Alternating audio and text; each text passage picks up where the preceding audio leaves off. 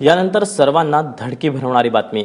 अफगाणिस्तानातल्या तालिबाननं एका आत्मघातकी हल्ल्याचा व्हिडिओ जारी केलाय। त्यात एक ट्रक बॉम्बच्या स्फोटानं इमारत उडवून दिली जात असतानाची दृश्य आकाशातून टिपली गेली आहेत। हेल्मंड प्रांतातील पोलीस मुख्यालयावर 3 ऑक्टोबर रोजी झालेल्या हल्ल्याचा व्हिडिओ असल्याचा तालिबानचा दावा आहे। काही अफगाण अधिकाऱ्यांनी हा व्हिडिओ खरा असू शकतो अशी प्रतिक्रियाही दिली आहे। अतिरेकी संघटना आयसिसनं याआधी अनेकदा अशा आधुनिक तंत्रज्ञानाचा वापर करून व्हिडिओ प्रसारित केले होते, पण तालिबाननं पहिल्यांदाच अशा स्वरूपाचा व्हिडिओ जारी केला आहे।